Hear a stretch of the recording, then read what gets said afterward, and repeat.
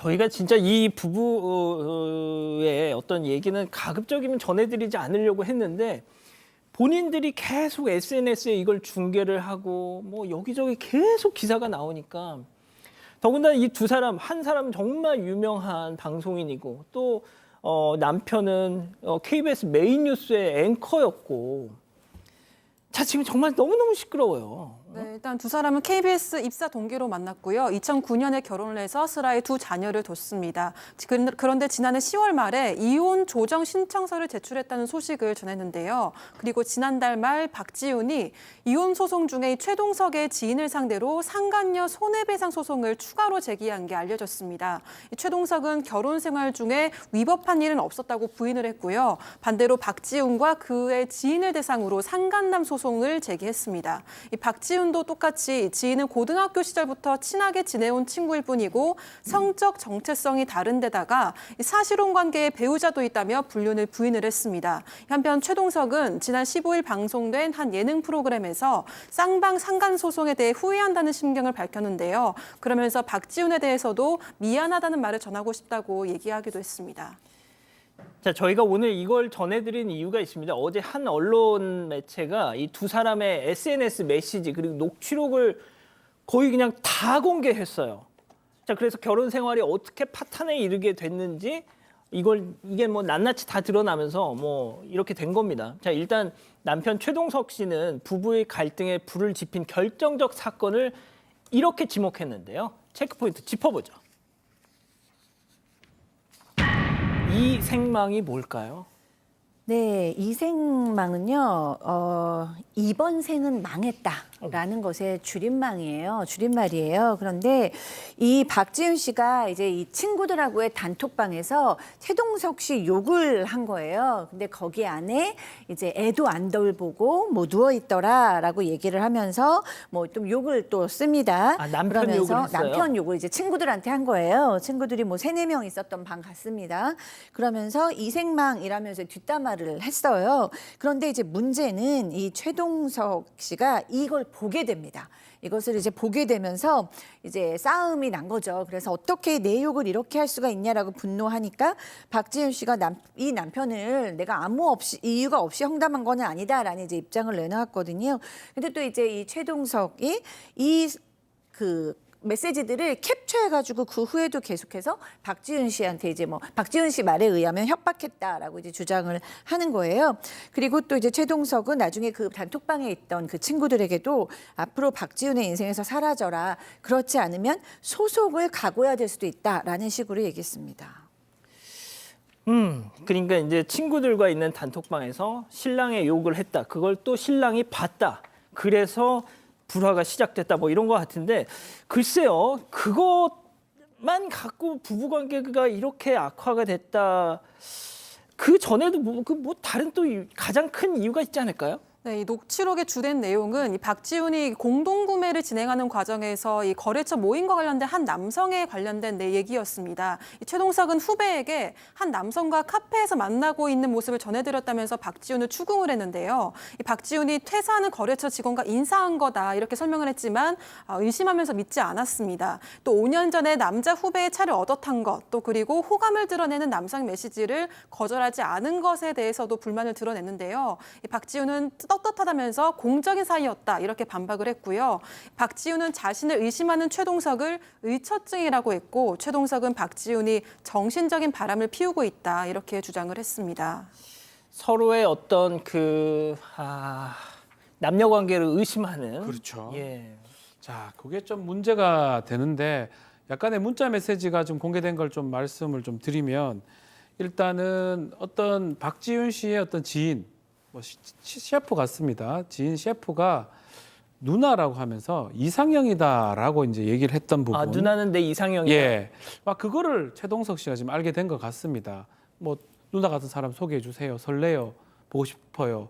근데 이거를 넌 어떻게 이거를 하고 가만히 있냐라고 최동석 씨가 추궁을 하니까 아니 그러면 욕설을 하냐고 닥치라고 그렇게 하니까 아니 닥치라고 해야 되는 거 아니냐라고 또 얘기를 했다고 합니다. 그러면서 이 박지훈 씨 같은 경우는 아나운서님 나도 어제 들었다. 아나운서 씨 같은 사람 이상형이다. 감사합니다. 그러고 마는 거지. 그걸 갖고 뭐 이름을 대면서 나 가정 있는 여자야 이렇게 말하냐라고 다시 반문을 하니까 최동석 씨가 지속적으로 걔가 그랬잖아라고 하니까 나는 기억도 안 난다고요라고 이제 이런 대화가 오갔던 것 같습니다. 결국은 이 최동석 씨는 계속적으로 호감 표시를 받아주는 거에 대해 불만이 있었던 것 같고요. 박지훈 씨는 뭐 유명 인사다 보니까 어느 정도 그건 어쩔 수 없는 거 아니냐가 결정적인 어떤 싸움의 원인으로 보이는데 이거 말고도 이제 현실적으로 이제 박지훈 씨가 학비라든지 뭐 생활비, 세금 이런 것들을 많이 좀 책임졌다고 합니다. 우리 알다시피 박지훈 씨는 방송 활동을 상당히 많이 했습니다. 경제적 책임을 부담하고 있었고 그러기 때문에 박지훈 씨는 밖에 나서 일하는 경우가 많았고요. 그 밖에서 일하는 거 자체를 최동석 씨가 상당히 좀 싫어하고 또 많이 의심을 했던 것으로 보입니다. 그러니까 이제 박지윤 씨가 아내가 바깥에서 어떤 다른 남자들에게 이렇게 어떤 호감 표시에 대해서 딱 이렇게 철벽을 쳐주길 바라는데 그걸 그냥 네 뭐 이렇게 하니까 이 남편 입장에서는 그게 너무 싫었고 참 그게 또 이렇게 불화의 뭐 한 원인이 됐던 것 같은데 그러니까 저희가 이분들 얘기를 할 때마다 교수님 두 사람은 성인이니까 뭘 어떻게 하든 상관없어. 아이들이 문제잖아, 아이들이. 네, 항상 이 이혼 문제가 딱히 뭐 하나만의 문제를 가지고 이렇게 이혼까지 간다기보다는 굉장히 복잡한 양상을 띠는데 이 부부도 제가 보니까 뭐 이성에 대한 의심이나 오해, 뭐 또는 경제적인 문제, 뭐 자녀 양육에 대한 서로의 이견 상당히 좀 복잡합니다. 이게 좀 다 나오는데 결국에는 이제 자식에 대해서도 또 자식들이 상처받을 만한 문제들이 계속 터지는 거죠. 그러니까 이제 이 녹취록에 따르면은 최동석이 박지훈한테 네가 애를 때린다는 것을 이 소문이 났더라라고 얘기하니까 박지훈이 너무 억울해하면서 그거 헛소문이다. 나는 그냥 훈육한 것뿐인데 이렇게 폭력적인 엄마로 매도하냐 이렇게 물었더니 그러면서 이 남편한테 그러면 당신이 아이들 앞에서 엄마 보러 다른 남자에게 꼬리쳤다라는 거 그건 또 좋은 훈육이냐라고 얘기를 합니다. 그러니까 또 최동석이 그건 팩트다라고 얘기를 하고 그리고 또 이제 박지훈이 아빠가 엄마를 성폭행하려고 했다라는 것도 아이들 앞에서 얘기하지 않았냐 뭐 이런 얘기까지 하고 이건 정서적인 폭력이다라고 얘기하니까 또 최동석 그게 왜 성폭력이냐 또 이런 식으로 얘기를 하는데 여기서 이제 아이들이 아무래도 좀 저희가 늘 걱정하듯이 상처를 받을 수밖에 없는 상황이 되죠. 또 최동석이 올해 2월에 박지훈이 아들 생일에 행사를 갔다라고 이제 저격하는 글을 SNS에 썼거든요. 거기에 대해서 또 박지훈은 예정된 행사라서 간 거고 그래서 아들 생일 파티는 미리 했다. 이런 식으로 또 밝혔었습니다. 진짜. 그런데 저희가 이제 이 최동석 씨가 SNS 되게 자주 했었잖아요. 그런데 뭐 알 듯 모를 듯 선문답처럼 주어가 없는 글들을 많이 올려가지고 또 그게 정말 많은 뭐 의문점을 자아내고 했는데 이번에 이걸 보니까 그때 이게 이거였구나라고 해석이 되더라고요. 그렇습니다. 해석이 되는데요. 지금 두 분이 지금 진흙탕 싸움을 하고 있는 건데 최동석 씨가 지난 5월 달에 SNS에 올렸는데 뭐라고 올랐냐면은 연락 좀 하지 마쇼. 아주 질색이니까 이렇게 의미심장한 글을 올렸는데 당시에 이제 그리고 비행 사진도 올렸어요. 당시에 이 대상자가 누구냐 해서 의견이 분분했는데 확인해 봤더니 취재를 해봤어요. 했더니 박지훈의 아버지 즉 전 장인 어른께서 한 것으로 드러났는데 아마 박지훈의 아버지가 최동석 씨에게 안부를 물으면서 문자를 뭐라고 보냈냐면은 이젠 서로 상처 그만 주고 깨끗하게 헤어지는 게 좋지 않을까. 못난 아빠가 되지 말고 이렇게 메시지를 보내니까 이 메시지를 본 최동 씨가 화가 났겠죠. 화가 나니까 이딴 문자 받게 하지 마라. 못난 아빠라고 박지훈 씨에게 또 메시지를 보내고 SNS에 올렸던 것입니다. 근데 지난 6월에는 친구들한테 친구들 질문이 있어. 한 달에 카드값 4,500만 원 이상 나오면 과소비 아닌가라고 사실상 박지훈 씨를 저격하는 글을 올렸는데 하지만 박지훈 씨는 실제로 카드값이 그렇게 나온 달도 있고 그렇게 안 나온 달도 있다고 하는데요. 국세라든가 지방세 그리고 할부를 난입하니라고 많이 나온 거라고 해명을 하고 있는데 어쨌든 두 사람이 지금 진실 게임을 하고 있는 양상으로 보입니다.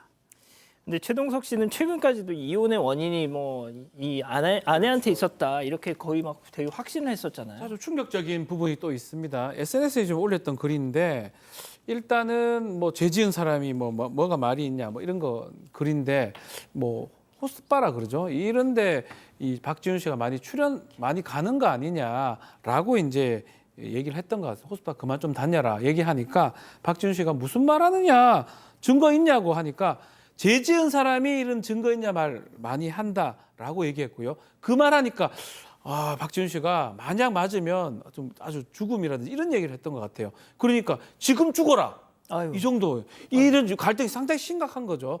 호스파 갔냐 아니다 죽어라 이런 얘기를 했다고 하는데 나중에 이제 이걸 SNS에 박지훈 씨가 좀 이걸 올리니까 나중에 확인을 좀 해보니까 이 2015년도의 메시지인데요.